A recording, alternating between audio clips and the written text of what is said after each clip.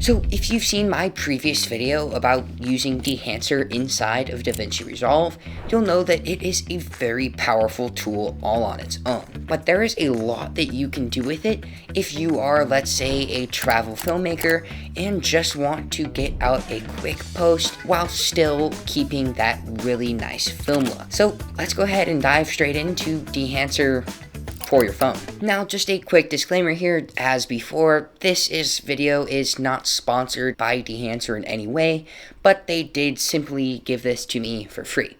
But all opinions are completely my own. So let's get into it. So once you are on your phone and you have downloaded Dehancer from the iOS app, all you have to do is start by opening up Dehancer.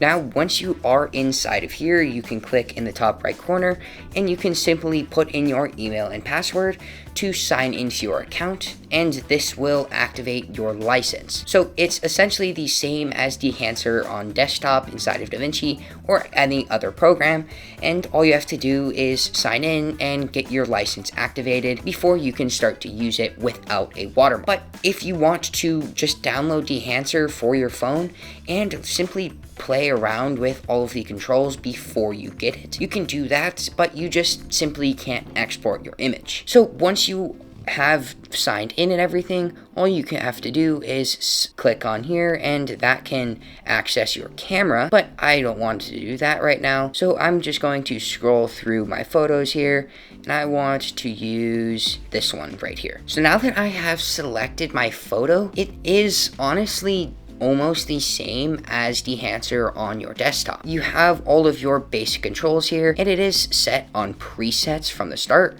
So this is all of these simple things that you can simply just click on and it will give you a basic look using the tools inside of Dehancer. But if you want to actually do it all on your own, all you have to do is just above here, go ahead and click edit. Before you start editing your image, if you click and drag next to edit on this bar right here, you can simply adjust the size of your image. So what I like to do is just make it almost the size of the screen, and then that makes it so you can see it really well. Now, this is a vertical image, so it is a lot easier to see because Dehancer Mobile doesn't actually have a horizontal viewing mode. And at least if there is, I'm not sure where to find it. If you know this, go ahead and leave it down in the comments and I can surely try to mention it. So now you have simply all of your controls that you would have inside of your Dehancer inside of DaVinci Resolve. So you have crop so that you can simply adjust your image a little bit as if it was a regular photo editor,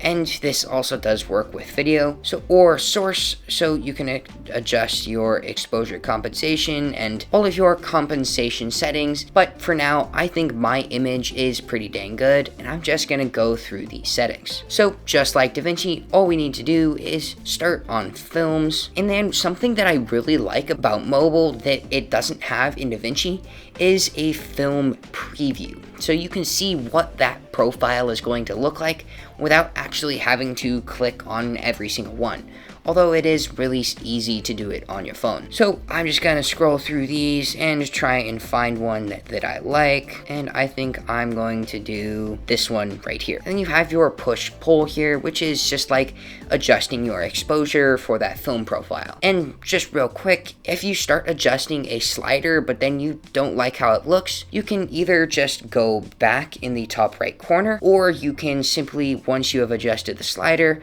just double tap on the circle wherever it is along there, and that will just really simply reset the slider for you. So once we have our film profile, we need to come over here to print, and once you click on each individual option, you can simply click on it again if you want to deactivate it. So activate that, and then I'm going to go with codec 2383 print film. And then I think my exposure and contrast are good, so I'm going to simply just adjust my color density here to give it a little bit more saturation because it was during sunset. Now we can simply just start going through the image as if we were doing it on the computer. So we can click on developer here, contrast, I might add just a little bit, and then gamma, we can reset that. Plus plus a little bit of color boost here. I think I'll go quite a bit with that one. And then film compression to knock down those highlights. I'm going to bring that down a little bit, bring my white point over just a bit that side, and then bring this up a little bit, and then maybe a little bit less color density as well. But now we have expand, which is black point, white point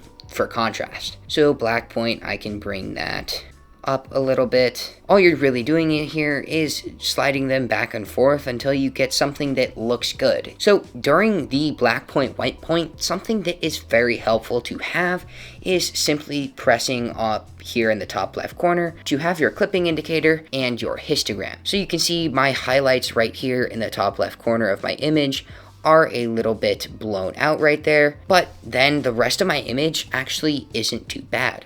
So I can simply click in the top left corner again to turn that off. And now we've already done print, we have color head. And I think this is the favorite section on here because it just gives you the most creative flexibility to get an image that looks as good as you want it to look. So I'm going to add a little bit of blue for the cool, and then a little bit of magenta, and then some red. And then this has the gang option just like on the computer, so you can simply select that and that will put all of these sliders together, so if you adjust one, they all adjust at the same time. And then you have your shadows, your midtones, and your highlights. So just like that, we have got through all of the basic settings that you're going to be doing to your image to get something that looks really nice. But we still have all of the fun stuff like the effects that make it just have that final touch. So once we have through here, you can see we have things like film grain and bloom.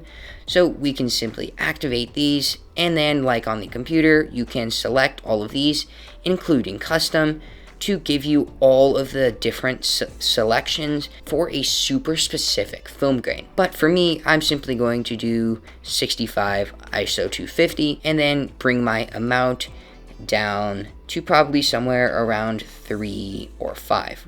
I think something like that looks nice. There is just one thing that isn't a deal breaker, but makes it a lot more difficult to get a really precise amount of something like film grain. And that's that you can't tap on the number and type in a amount that you want. You have to use the slider to adjust everything down to where you want it. So that means you can't get a super specific amount without a couple of tries. But now we have halation. I'm going to go 65, well no, let's go 35, and then probably, let's try and go for 40 exactly. So I got to 40.07, which won't make any difference between 40, but that is something that is very difficult to do. So now, bloom, we can simply have this just like halation, and then bring that down a little bit.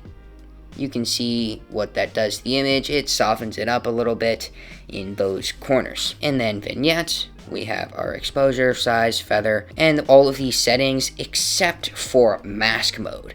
That is something that I find is the best part about Vignette inside of DaVinci Resolve. If you click on Vignette, you can simply click Mask Mode, and it shows a simple black section of where the vignette is, making it really simple to adjust all of your other settings, and then just turn that off and know that it is right where you want it. With this, you simply have to guess and see what it changes in the image by adjusting each individual setting, which does make it a bit more difficult, but again, not really a deal breaker. Editor here, if you go into Vignette and then you start to adjust your exposure and your size, although there is no actual mask mode, you are able to emulate it. So all you have to do is, after you get your exposure a little bit down, all you have to do is bring your feather all the way down to 0, and then you can see where your vignette is going to be. Then you can adjust your size and exposure a bit more, and then simply just bring your vignette back up. So although there is no actual mask mode in mobile, you are able to get the same effect just by knowing how it works. So then we have our last two settings, which is film damage and overscan. And these are pretty self-explanatory. Overscan, that is the special effects, and film damage, that adds all of these scratches and dust and things to your screen. So as you can see, I can just click on or click off, and that makes it super simple to simply adjust the entire image like that. So then once you have your fully finished image to a point where you want, go ahead and click this share. It looks like a share button, but if you click that, you can go ahead and share it or save to gallery, which will export your image and then put that into your photos. So if I come over here to photos now, it is simply saved in your photos now. So now we have gone through the entire thing and gotten an image that I think looks really nice for just some very quick adjustments on your phone that you can do on the go anywhere that you would like. So if you do want to think about getting Dehancer for your phone or even for DaVinci Resolve, you can go ahead and go onto their website and download it just for free. Like I said, simply just use it but not be able to export it. But if you yourself end up liking it, you can go ahead and use my code JWP down below to be able to get 10% discount off of your purchase. So here is the final image and the before and then the after. I'd say for a quick edit on the phone, on the go, it is something that is very nice to have as an option so that you can simply do an Instagram or YouTube post or something that can look a lot better than just a basic iPhone photo. So if you like this video, go ahead and check out Dehancer for DaVinci Resolve right here, and I'll see you in the next one.